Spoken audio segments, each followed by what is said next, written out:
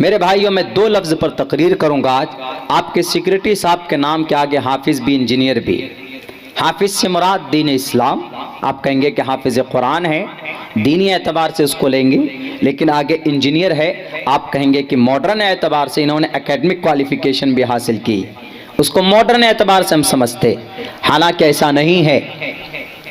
हाफिज़ and engineer हम ये समझते हैं कि दोनों अलग अलग, 1842 में इसको अलग अलग किया गया। मॉडर्न तालीम को, केमिस्ट्री को, फिजिक्स को, मैथ को, साइंस को, इसको अलग कर दिया गया, शास्त्रों से अलग किया गया। और कुरान की तालीम को, नमाज, रोज़ा, हज, ज़कात, पूजा, प्रार्थना, इसको धार्मिक बताया गया। हालांकि ऐसा बिल्कुल नहीं है।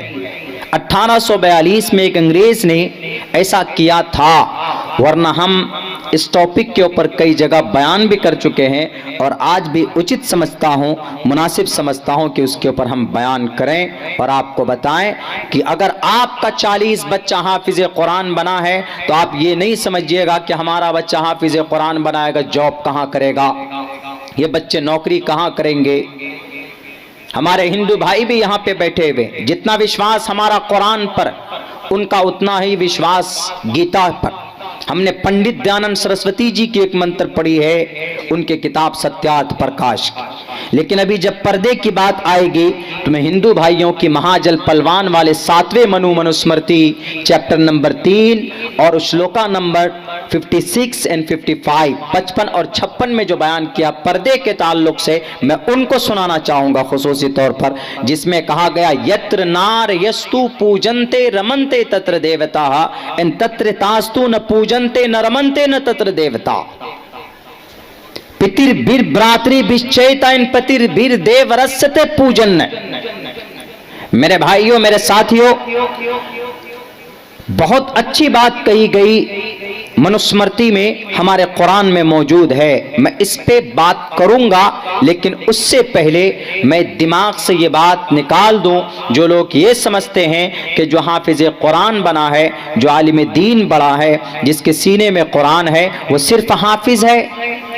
दुनिया पर एहसान है कुरान का, दुनिया पर। क्या कुरान में साइंस नहीं है? कुरान में साइंस भी है। कुरान में जदीद टेक्नोलॉजी नहीं है? कुरान में जदीद टेक्नोलॉजी है। क्या कुरान में डॉक्टरेट नहीं? क्या कुरान में और दूसरे शोबे जात नहीं है? मैं बाय प्रूफ आपको पेश कर सकता हूं। प्रोफेसर्स लोग यहां पर हैं, पढ़ा लिखा तबका यहां पर मौजूद। एक मिसाल ले लीजिए, 1800 साल से बहुत बड़ा झगड़ा हल नहीं हो रहा था। 1800 साल से कौन सा झगड़ा? ये जमीन और आसमान का, घूमने का। हम लोगों को मालूम कि जमीन गोल है, जमीन घूमती है, सूरज चांद सब घूमते हैं। ये कब से है? ये जदीद साइंसदानों का मानना है, लेकिन कब से मानना हुआ? 1915 ईस्वी में। 1915 ईस्वी में, यानी तकरीबन अब से 106 साल पहले ये जदीद साइंसदानों का ये मानना है। लेकिन उससे पहले झगड़ा था। उससे पहले लोग बोलते थे जमीन रुकी हुई, सिर्फ चांद और सूरज घूमता। उससे पहले कुछ लोगों का कहना था कि जमीन घूमती है, सूरज और चांद रुका हुआ है। ये दो कॉन्सेप्ट थे पुराने जमाने में। लेकिन अभी के नए साइंसदानों का मानना है कि जमीन भी घूमती है, आसमान और चांद सितारे सब घूमते। बताओ, 1800 साल से जो झगड़ा चला आ रहा था, उस झगड़े का खात्मा कुरान ने किया। यह अकीदा जो आज जदीद साइंसदानों का है, क्या आसमान और जमीन, चांद, सूरज सब घूमते, यह अकीदा कहां से लाया गया? अल्बर्ट आइंस्टाइन ने पेश किया। बड़ा वैज्ञानिक, बड़ा साइंटिस्ट अल्बर्ट आइंस्टाइन ने कहा कि जमीन भी घूमती है, आसमान में सूरज भी घूमता है, चांद भी घूमता है। 8 प्लैनेट्स हैं, जुपिटर, वीनस, मार्स वगैरह वगैरह, ये सब के सब चक्कर लगाते। वो जो गैलेक्सी है, जहां पर सैकड़ों लाखों तारे हैं, तारे सितारे, हर सैयारा घूमता है, जमीन ये पृथ्वी भी घूमती। 1800 साल से जो झगड़ा हल नहीं हो रहा था, उस झगड़े का हल अगर किसी ने किया है, इसी कुरान ने किया है। कुरान में लिखा हुवल्लज़ी खलक़ल लैल वन नहार वश्शम्स वल क़मर कुल्लुन फी फ़लकिन यस्बहून। क्या आसमान और जमीन, चांद सितारे, रात और दिन, ये सब अपने अपने मदार पे घूमते हैं। यानी 1800 साल पुराना जो झगड़ा था, उस झगड़ों को मिनटों में, चंद सेकंडों में अगर किसी ने उस समस्या का समाधान किया, तो उस पवित्र ग्रंथ का नाम कुरान करीम है। उस ग्रंथ में अल्लाह तबारक व तआला ने 1450 साल पहले बताया। क्या हमारा बच्चा कुरान पढ़कर साइंटिस्ट नहीं बन सकता? बन सकता। लोग आज बदनाम करते हैं कुरान को, खुसूसन कुछ हमारे सनातन धर्मी भाई जिनको ज्ञान नहीं है, बल्कि उनको पट्टी पढ़ाई जाती है कि ये कुरान है, इस कुरान में लड़ाई की बात।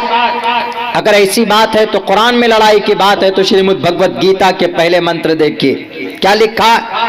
पहले मंत्र में धर्म क्षेत्र कुरुक्षेत्र समवेता युत्सवः मामका पांडवाश्चै किम कुरुवत संजय। कितनी प्यारी बात है। संजीव कोट कर रहे हैं, बता रहे पहला मंत्र श्रीमद् भगवत गीता का। दूसरा मंत्र कुतस्तवा कश्मलिदम विश्मे समुपस्थितम अनार्य जुष्टम कीर्ति कर्म जुनः। अब बाबा रामदेव भी इस मंत्र को जपते हैं। हृदय दौर बल्लियमा, अर्जुन को कह रहे कौन? कृष्ण जी कि अर्जुन बुज़दिल मत बनो। Why did you put down your bows and arrows? तुमने अपने तीर और तलवार को पीछे क्यों रख दिए, क्यों बैठ गया? तो अर्जुन ने कहा कि भगवंते मैं कैसे लड़ सकता हूं, मेरे अपने हैं सामने। उन्होंने कहा अपने हैं, लेकिन वो अधर्मी हैं। आज नहीं तो कल तुमको खत्म करेंगे। उठाओ, बुज़दिल मत बनो, लड़ो, मुकाबला करो। वही बात जैसे पांडवों के लिए जरूरी था कौरवों से मुकाबला करना, और श्री कृष्ण जी उनकी गाइडिंग कर रहे थे। श्रीमद् भगवत गीता का पहला मंत्र, दूसरा मंत्र, तीसरा मंत्र, चौथा मंत्र, 6-7 श्लोक तक यही बात कही गई। युद्ध के मैदान में कुरुक्षेत्रे धर्म क्षेत्र, धर्म की लड़ाई थी। कुरुक्षेत्र के मैदान में धर्म क्षेत्रे कुरुक्षेत्रे समवेता युत्सवः मामका पांडवाश्चै किम कुरुवत संजय। ए संजय जरा बताओ कि मेरे दोनों पुत्र के दरमियान यानी पांडु और कौरव के बीच में क्या चल रहा है कुरुक्षेत्र के मैदान में। तब वो संजीव कहता है अपने अब्बा, पांडु और कौरवों के अब्बा को नाबीना थे, वो डिसेबल टू लुक एनीथिंग, कुछ भी नहीं देख सकते थे। इसलिए उन्होंने कहा था कि बताओ संजीव। तो संजीव बता रहे थे कि सर अब श्री अर्जुन ने अपना हथियार डाल दिया है। तब जाके अर्जुन ने कहा कि क्या तुम मुकाबला नहीं करोगे?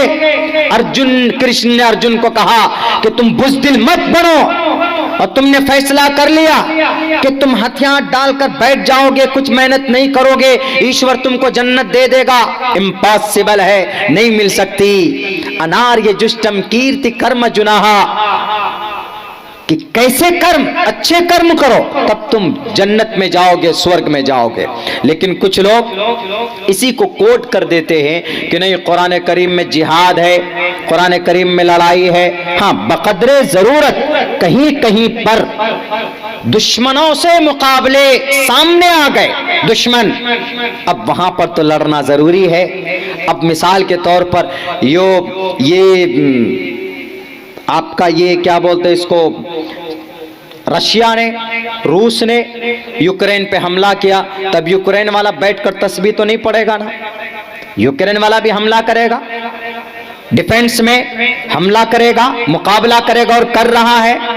यही सिस्टम दोनों में बताया गया, कहा गीता में भी और कुरान में भी। इसलिए मैं हिंदू भाइयों को कहा करता हूं कि हमारे हिंदू भाइयों और मुसलमानों, अपने अपने ग्रंथ को मजबूती से पकड़ो। हिंदू भाई गीता को पकड़ लें, मुसलमान कुरान को पकड़ लें, तो ना तो कहीं पर मॉब लिंचिंग होगी और नहीं तो कहीं पर कश्मीरी फाइल बनेगा, तो ना हमारे नौजवान उग्र होंगे, वरना अनाप शनाप बातें कभी कभी दिखा दी जाती है उसमें। और कुछ राजनेता लोग तो यही चाहते कि दंगा हो और हमको सहानुभूति मिले और हमको गद्दी मिल जाए। इसीलिए कहा श्री कृष्ण जी ने साफ लफ्जों में, तस्मात् शास्त्रम प्रमाणम तिकार्य अकार्य व्यवस्थितो ज्ञात्वा शास्त्र विधानोक्तम कर्म कर्तुमर्हसि, कि अपने ग्रंथों को मजबूती के साथ पकड़ो। कुरान मुसलमानों से कहता है, ला युमिनून हत्ता युहक्किमूका फीमा शजरा बैनहुम, तुम्हारा 24 घंटे की जो जिंदगी है, तुम्हारी 24 घंटे की तुम्हारे कुरान और सुन्नत के फैसले के मुताबिक होना चाहिए। हमारे हिंदू भाई, आप बाहर नहीं हो अपने ग्रंथ से, ना मुसलमान बाहर है अपने ग्रंथ से, लेकिन खुदारा कुरान पर एतराज न किया जाए। कुरान करीम को सिर्फ कुछ लोग बोलते हैं ये सिर्फ हुक्म की किताब है, नमाज के ऊपर ऑर्डर करती है ये किताब, रोजे के ऊपर ऑर्डर करती है ये किताब, और सिर्फ अल्लाह इबादत करवाता है इस कुरान के जरिए।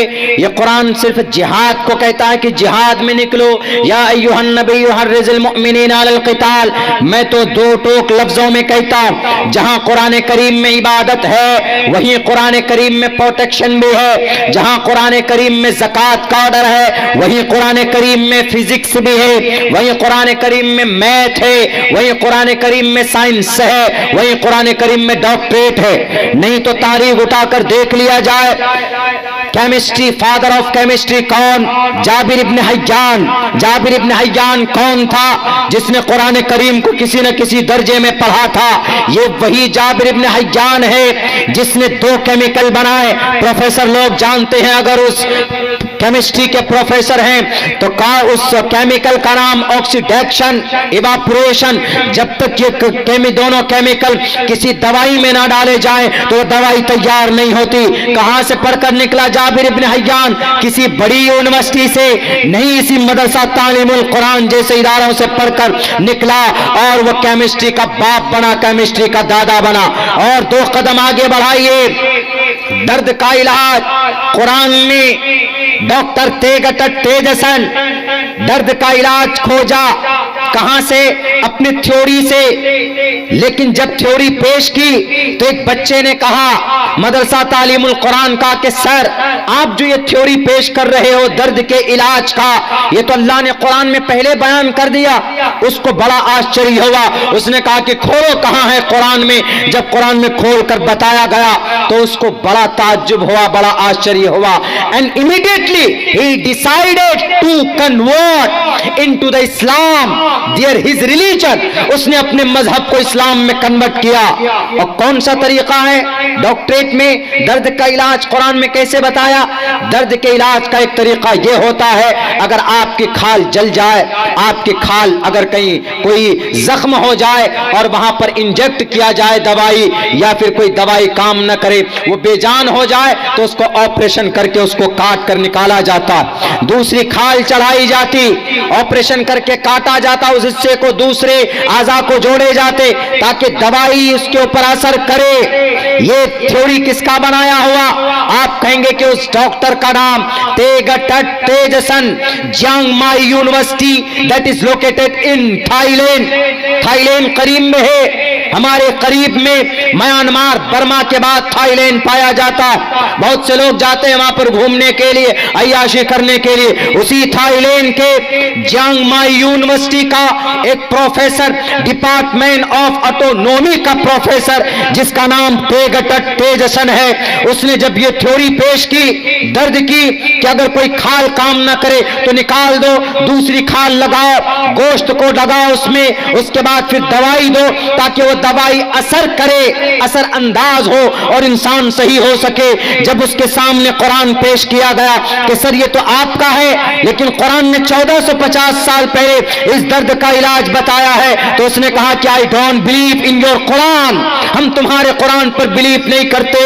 तो उन्होंने कहा कि बताओ कुरान में कहां अल्लाह ने बयान किया, इन्नल्लज़ीना कफरू बिआयातिना सौफ नुस्लीहिम नारा, जिन्होंने अल्लाह तबारक व तआला की निशानियों को झुटलाया, इनकार किया हमारी निशानियों को, सौफ नुस्लिहिम नारा, अल्लाह करीब उनको जहन्नम में डालेगा, कुल्लमा नज़ियत जुलूदहुम, उसकी खाल जल जाएगी, उसके बाद वो बद्दलनाहुम जुलूदन गैरहा, उसकी खाल जल जाएगी, बेजान हो जाएगी, उस खाल को निकाल कर दूसरी खाल डालेंगे, इसलिए डालेंगे ताकि दूसरी नई खाल डालने के बाद दोबारा जब उसको जहन्नम में डाला जाएगा तो उसको सजा, उसको अजाब, उसको दर्द होगा।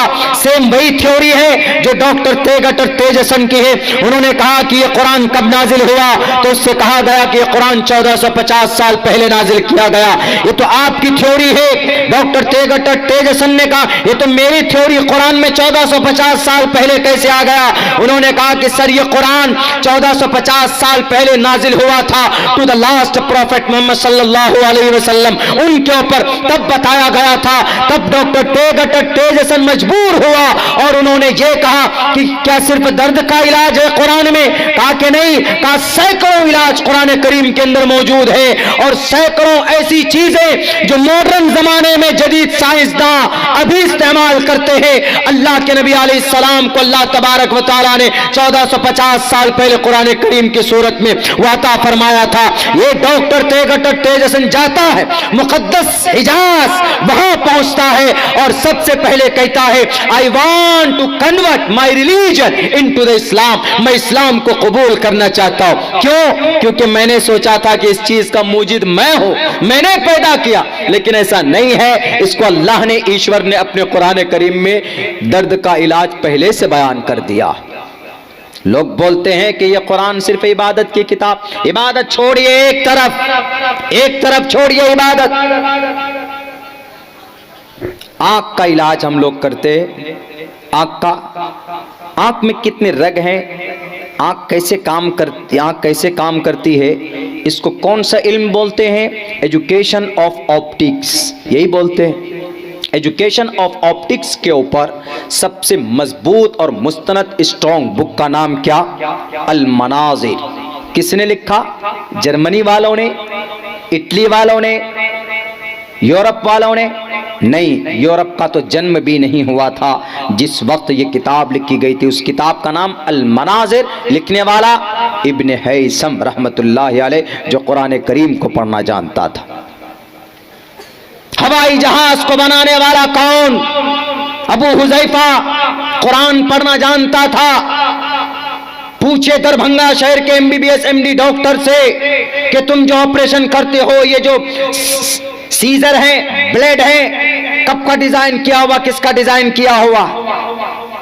तो वो कहेगा कि इसको डिजाइन करने वाला 200 आलात जिसे ऑपरेशन करते हैं, इसको वजूद में लाने वाला, इसको बनाने वाले डॉक्टर का नाम अबुल कासिम अज़्ज़हरावी, अंदलुस स्पेन के रहने वाले थे। कोरोना को हमने पहचाना। कोरोना इन्फेक्शन एक कीटाणु, एक वायरस है। कोरोना किसी भी वायरस को पहचानने के लिए एक एजुकेशन की जरूरत होती। इस एजुकेशन का निर्माण किसने किया? कौन? अबू बकर मोहम्मद बिन ज़करिया राजी, जो कुरान पढ़ना जानता था। जैसे गीता महान किताब है हिंदू भाइयों की, वैसे ही कुरान महान है for all mankind in the world. The Quran has been sent down to the earth. It is not for the Muslim community. The Quran for all mankind and for all human beings on the earth. Because Allah said openly and clearly mentioned in the Holy Quran, Shahru Ramazan alladhi unzila fihi al-Quran hudan lin-nas. हुदल लिन्नास। इस कुरान को हमने हिदायत बना इंसानों के लिए, Christian के लिए भी, जैन के लिए भी, हिंदू भाइयों के लिए भी, सबके लिए। सबके सब नास हैं और सबके सब भाई भाई हैं इस धरती पर। अल्लाह के नबी ने फरमाया अन्नल इबाद कुल्लुहुम इख्वा। अगर कोई राम है, अगर कोई घनश्याम है, अगर कोई कुमार है, अगर कोई मदन है, अगर कोई और कम्युनिटी से बिलोंग करता, सबके सब भाई भाई हैं। अन्नल इबाद कुल्लुहुम इख्वा, सबके सब भाई भाई है। लेकिन कौन लड़ा रहा है? पर्दे के नाम पर लड़ा रहा है। किसके नाम पर? मस्जिद मंदिर के नाम पर लड़ा रहा है। अगर पर्दे के नाम पर हम मुसलमानों से पूछें तो हमारे हिंदू भाइयों, पर्दा हम मुसलमानों के लिए एक ज़रूरी पार्ट है, इस्लाम का एक जुज़ है बहनों के लिए। ये सिर्फ कुरान में नहीं, कुरान में 7 आयतें ऐसी है जो पर्दे पे दलालत करती। पहली आयत, या अय्युहन नबिय्यु कुल लि अज़वाजिक, ए नबी अपनी बीवी से कह दीजिए, बीवियों से, व बनातिक बेटियों से, व निसाइल मुमिनीन मुस्लिम औरतों से, युदनीना अलैहिन्ना मिन जलाबिबिहिन्ना, कि वो घूंघट करें। कुरान की आयत। ऋग्वेद क्या कहता है? अधे पश्यस्तिमो परि संतराम पादको हरमाते कौशल पको, ए माँ अपनी पिंडली को खुलने मत देना, माते कौशल पको। ऋग्वेद, कुरान। ऋग्वेद के मुताबिक हिंदू समाज के तमाम माँ बहनों के लिए जरूरी है कि घूंघट करें, और करती भी हैं। पुराने जमाने की जितने भी माताएं होती हैं हमारी, देखेंगे आप, यहां तक कि शादी के मंडप पे बैठते हैं तो घूंघट लेके बैठते। अब पुराने ज़माने की जितनी भी लेडी होंगी वो आज भी घूंघट करती हैं। बाज़ इलाकों में चले जाइए आप, एक बिल्कुल इतनी बड़े बड़े घूंघट होगी, वो अपनी शक्ल किसी को नहीं दिखाना चाहती। क्यों? वेदों में। दूसरी आयत, वक़रना फ़ी बुयूतिकुन्ना, बेटियों घर पे रहो। क्या है? फ़ेल अम्र है, और अम्र किस पे दलालत करता है? वजूब पर दलालत करता है। इसलिए मैं कर्नाटक का हाई कोर्ट से भी कहूंगा कि सर आपके फैसले से हम डिसएग्री करते हैं। क्यों? क्योंकि इस्लाम में पर्दा जरूरी है, वाजिब है, फर्ज है। हमारे कुरान ने कहा, और हम अपने कुरान पर अमल करेंगे। क्यों अमल करेंगे? क्योंकि भारत के संविधान हमें आजादी देता है, freedom to manage religious affairs, freedom to manage religious affairs. Article 26, पढ़े लिखे लोग हैं, article 26, freedom to manage religious affairs. कोई अगर अजान दे अल्लाहु अकबर अल्लाहु अकबर, he is a freedom, he has a freedom. अगर कोई मंदिर में घंटा बजाए, या मंदिर के अंदर में कोई ब्रह्मा सूत्र पढ़े, गायत्री मंत्र पढ़े, या कोई हनुमान चालीसा पढ़े, जय हनुमान ज्ञान गुण सागर जय कपीसते हो लोक उजागर, तो उसको कोई मुसलमान रोक नहीं सकता। अगर हमारे गुरुद्वारे के अंदर कोई सिख भाई अगर मूल मंत्रा पढ़े, एक ओंकारा सतनाम करता बिरुत नरवु नरवीर अकाल मूरत अजवनी से बुंगुर प्रसादी, कोई हिंदू भाई नहीं रोक सकते। क्यों? क्योंकि भारत का संविधान इजाजत दे रहा है, भारत का कानून इजाजत दे रहा है। ये लड़ाने वाले कौन है फिर? ये लड़ाने वाले वो हैं जो बाहर की एजेंसीज इनको फंडिंग करती है, बाहर की एजेंसीज, कि तुम ऐसा नारा लगाओ, ऐसा करो, ऐसा होगा, वैसा होगा। अभी एक बहुत बड़ी पिक्चर बन गई, वो पिक्चर नफरत का जरिया है। वो हमें दर्द है अगर हमारी उन नॉन मुस्लिम पंडित भाइयों के साथ अगर जुल्म हुआ, तो बोलिए किस कोने पर जाकर चीख चीख कर मैं भाषण दूंगा, ऐलान करूंगा कि हमारे इस हिंदू भाई पर जुल्म ज़्यादती हुई, इनका घर मिलना चाहिए और इनकी प्रॉपर्टी मिलनी चाहिए मैं। लेकिन उसके साथ साथ ये भी कहूंगा कि 1983 के अंदर में जो आसाम में दंगा हुआ, तकरीबन 1800 मारे गए थे मुस्लिम माइनॉरिटी। 1984 के अंदर जो दंगे हुए थे, कहां पर? दिल्ली के अंदर सिख मारे गए थे, 8000 मारे गए थे, 8000। उनको भी इंसाफ मिलना चाहिए, लेकिन नहीं। इसीलिए मैं कहता हूं कि मेरे हिंदू, मेरे मुस्लिम भाइयों, किसी के बहकावे पे नहीं आना। आपके पास जो कुरान है, दुनिया की सबसे ऑथेंटिक किताब, मैं गीता, ऋग्वेद, यजुर्वेद से भी ज्यादा ऑथेंटिक मानता हूं। मेरे हिंदू भाइयों को दुख होगी, क्यों? इसलिए मानता हूं, बल्कि पूरी दुनिया में सबसे मोतबर मुस्तनद कोई किताब है तो क्या है वो कुरान करीम है। क्यों है? क्योंकि कुरान करीम same word to word, one by one, नस्लन बाद नस्लिन, सदियों गुजर गए। जिस सूरत में पहले नाजिल हुआ था ये कुरान, उसी सूरत में आज भी नाजिल है। लेकिन शास्त्र बदलते रहे, यहां तक कि हजरत मूसा पर जो तौरात वो बदल गया, इंजील बदल दिया गया। इंजील को, तौरात इंजील दोनों को मिला के जो बाइबल बनाए वो बदल गए, ज़बूर बदल दिए गए, आवास्था दसातीर बदल दिए गए, लेकिन ये कुरान करीम आज तक नहीं बदला, सेम वट टू वट मौजूद। जो लोग इस कुरान को बदनाम करते हैं कि नहीं जनाब ये कुरान सिर्फ ऑर्डर की किताब। एक बेटी ने ये कहा बयान में, इंटरव्यू में, कि मैं इस कुरान को इसलिए नहीं मानती हूं कि ये कुरान 1450 साल पहले के लिए था। मैं उस बेटी से कहना चाहती हूं कि बेटी, अगर तुम साइंटिस्ट बनोगे तो कुरान में साइंस का वजूद मौजूद है। इसलिए कि तुम आदम की औलाद हो और अल्लाह ने आदम को सारे उलूम दिए थे कि नहीं दिए थे। अगर आज के जमाने में कोई हवाई जहाज बनाया या कोई रॉकेट बनाया है तो वो रॉकेट बनाने का नॉलेज कहां से आया? उनके अब्बा से। उनके अब्बा कौन? मुसलमान का अब्बा कौन? दादा कौन? आदम। हिंदू भाइयों के दादा कौन? आदम। ओम और हवैयावती विष्णु के गीली मिट्टी से पैदा हुए। भविष्य पुराण में यह मंत्र है, इसका विश्लेषण कर रहा हूं। ओम और हवैयावती विष्णु के गीली मिट्टी से पैदा हुए। प्रधान नगर के गार्डन में उन दोनों को रखा गया और वहां पर कली द्वारा ठग लिए गए। ओम और हवैयावती दोनों को प्रधान नगर से बाहर दुनिया में भेज दिया गया।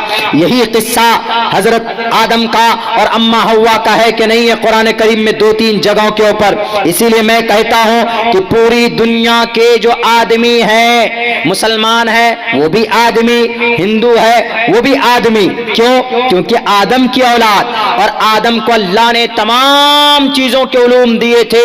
वअल्लम आदमल अस्माअ कुल्लहा सुम्मा अरज़हुम अलल मलाइका, फरिश्तों से भी ज्यादा बाबरकत और ज्यादा फजीलत वाला बयान बता दिया।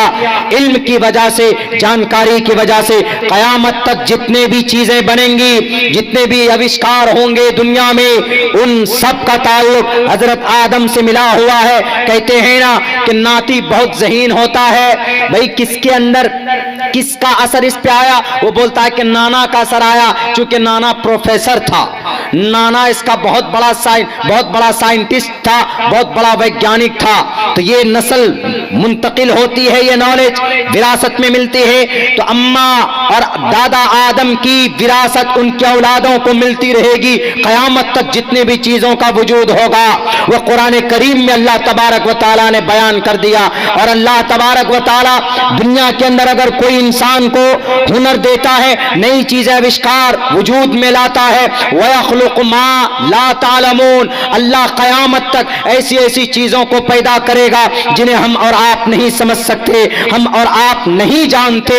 इसलिए कि अल्लाह बयान करता है वयख्लुक़ु मा, अल्लाह पैदा करेगा ऐसी चीजें मा ला तालमून, तुम नहीं जानते। 50 साल बाद ऐसी चीजें वजूद में आएंगी जिनको हमें अभी वहमो गुमान में हमारी नहीं है। अब से 100 साल क्या 500 साल पहले हवाई जहाज का वजूद था? नहीं था।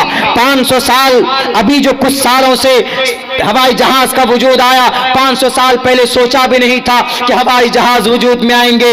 अभी 300-400 साल पहले किसी ने सोचा नहीं था कि चांद पर चढ़ जाएंगे। लेकिन अभी हम लोग क्या सोच रहे हैं? चांद पर चढ़े तो गए, लेकिन वहां दुनिया बसाना मुमकिन नहीं है। हो सकता है कि 200 साल बाद में जो जनरेशन आएगी वो अपनी टेक्नोलॉजी की बुनियाद पर, वो अपनी अकल की बुनियाद पर, अल्लाह ने जितनी अकल दी है उसको इस्तेमाल करके वो आसमान और चांद के अंदर कोई बस्ती बसा ले। तो ये चीजें हो सकती। इन तमाम का वजूद कुरान करीम के अंदर अल्लाह तबारक व तआला ने बयान कर दिया। वयख्लुक़ु मा ला तालमून, अल्लाह ऐसी ऐसी चीजों को पैदा करेगा जिन्हें तुम सोच नहीं सकते। इसीलिए जो भाई कुरान के ताल्लुक से गलतफहमी में मुब्तला है कि ये कुरान सिर्फ नमाज के ऊपर ऑर्डर करता, ये कुरान सिर्फ ज़कात के लिए लोगों को मजबूर करता है, ये कुरान सिर्फ रमजान शरीफ के रोजे पूरे करवाने के लिए 30 दिन के भूखे रखवाता है और फिर हज के लिए 2 लाख, 2.5 लाख, 3 लाख, 4 लाख रुपए खर्च करके पिलग्रिमेज टू मक्का भेजता नहीं। मेरे भाइयों, इस कुरान में एक एक मसले का हल है, लेकिन देखना होगा कि कहां पर है, किस अंदाज में है। कोई भी दुनिया की टेक्नोलॉजी वजूद में नहीं आ सकती जब तक कि लोहे और तांबे के उसके अंदर मुलव्विस ना हो। लेकिन लोहे और तांबे को किसने पैदा किया? अल्लाह ने पैदा किया और कुरान में बयान किया वअनज़लनल हदीद फीही बासुन शदीद, हम लोहा बना रहे हैं ताकि इस लोहे के जरिए से तुम रॉकेट ईजाद करो और तुम सैटेलाइट बनाओ और तुम पृथ्वी बनाओ, त्रिशूल बनाओ, अग्नि बनाओ। डॉक्टर एपीजे अब्दुल कलाम के मिसाइल का नाम यही है ना, त्रिशूल, पृथ्वी, अग्नि, और भी है 2 मुझे याद नहीं है, मैं किसी तकरीर में कह चुका हूं। 5 मिसाइल बनाए। मिसाइल में क्या बनते हैं? बहुत सारे इंस्ट्रूमेंट्स लगते हैं और लोहा लगता है, तांबा लगता है, स्टील लगता है। इन तमाम चीजों को पैदा करने वाला कौन? वो परमात्मा, वो अल्लाह, वो ईश्वर। कहां है उसका तज़किरा? कुरान में। लोग बोलते हैं कि नहीं, कुरान में सिर्फ पर्दा है, सिर्फ पर्दा है। हिंदू भाई बोलते हैं कि कुरान में पर्दा कहाँ? कुरान के साथ साथ कुरान में भी है, वेदों में भी है। अभी मैंने पढ़ा था कुरान में एक दो आयत पढ़ के और भी है, वक़ुल लिल मुअमिनाति यग़ज़ुज़्न मिन अबसारिहिन्ना, मुस्लिम औरतों से, मर्दों से, दोनों से, मुस्लिमा मोमिना औरत मर्द दोनों से कुरान कहता है निगाहें नीची रखो। कहीं जाओ तो किसी औरत को, लड़की को निगाहें फाड़ फाड़ कर मत देखो, बल्कि अपने रास्ते से चलो।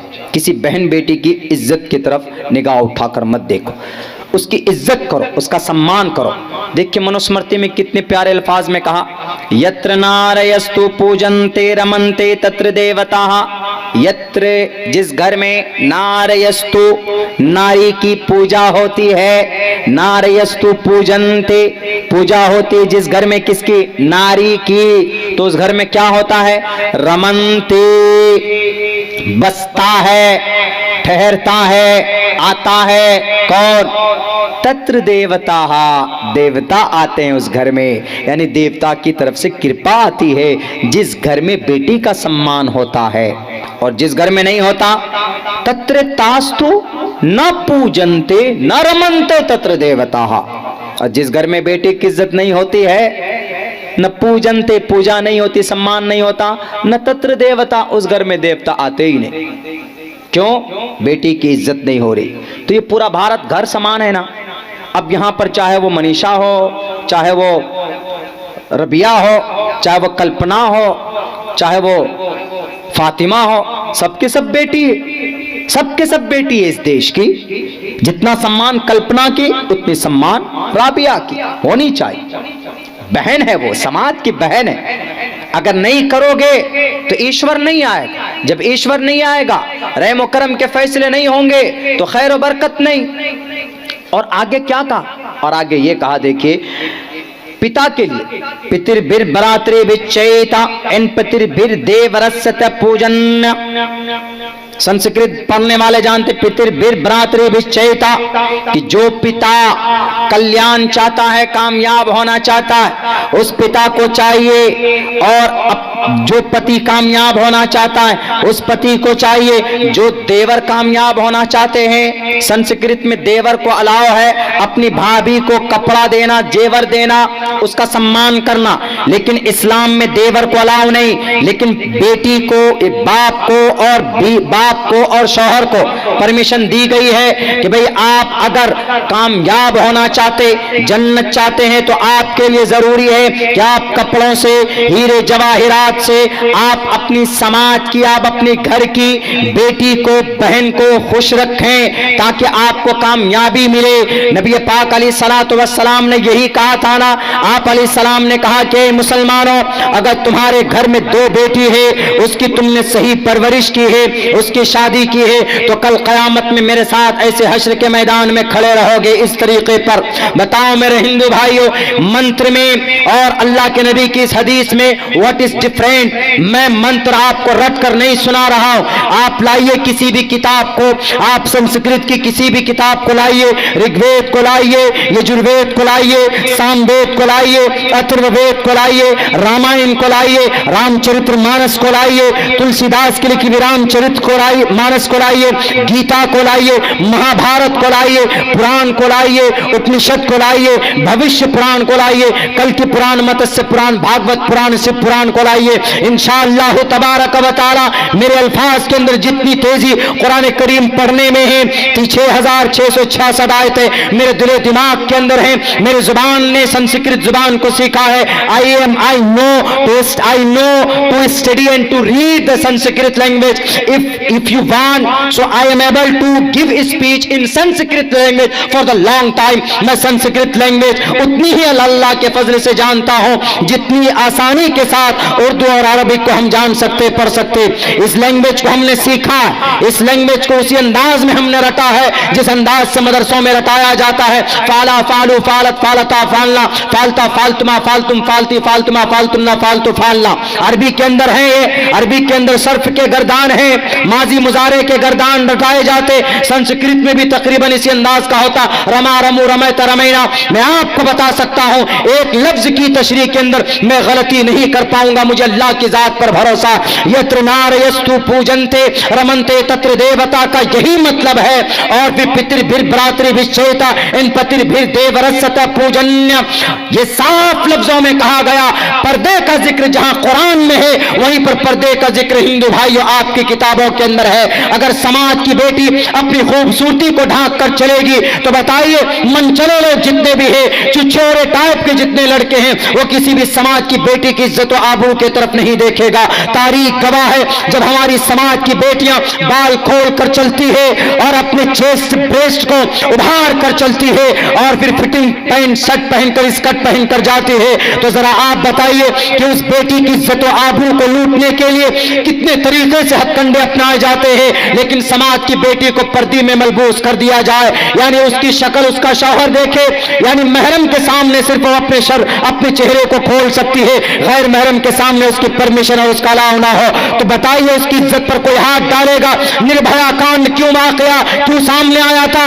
उस बेटी के साथ जो हुआ गलत हुआ, उनके रैपिस्ट को फांसी की सजा भी दे दी गई। लेकिन हमारे भारत जैसे मुल्क के अंदर निर्भया एक बेटी थी, एक तालिबा थी, पढ़ती थी, वो आगे फ्यूचर के अंदर मुस्तकबिल के अंदर आईएएस बनती, आईपीएस बनती। लेकिन उस बच्ची की छोटी सी गलती ये थी कि अपने बॉयफ्रेंड के साथ जो इस्लाम में अलाउ नहीं है, परमिशन नहीं है कि शादी से पहले किसी गैर महरम के साथ आप हेलो हाउ आर यू करें, या फोन पे आई लव यू या आई मिस यू, रातों को I like you the most के मैसेज लिखें। Islam doesn't allow to do this and with other person according to the Islamic शरिया। इस्लाम में इसकी परमिशन और इसकी गुंजाइश नहीं है। वो बच्ची बस में थी, रात को 8 या 9 बज रहे थे, अपने बॉयफ्रेंड के साथ बैठकर बहुत क्लोजली बैठकर एक दूसरे को शायद किस कर रहे थे, जिसकी बुनियाद पर जो शराबी थे वहां पर जो जालिम बैठे थे, उन्होंने कहा कि जब ये लड़की इसके साथ किस कर सकती है तो हम भी इसका मजा चखेंगे। तो उनके शैतान ने उनको उभारा, जानवर इंसान से जानवर बन गए वो लोग। तब जाकर उन्होंने ये नापाक हरकत अंजाम, उन्होंने ये नापाक कोशिश की और उस बेटी की साथ उन्होंने रेप और बलात्कार किया तो किया, हाथ डालकर उनके प्राइवेट पार्ट से उसके ऑर्गन्स को निकाल लिया गया था। वो समाज की एक बेटी, मुस्तकबिल और फ्यूचर के अंदर एक बड़ा ऑफिसर बनने वाली एक बेटी सिंगापुर के अंदर जाकर दम तोड़ देती। कहीं ना कहीं गलती उस बच्ची की थी, उस नौजवान लड़के की थी। क्या जरूरत थी पैंट पहनकर बस में जाकर चुम्मा चाटी करने की? अगर आपको इतना शौक है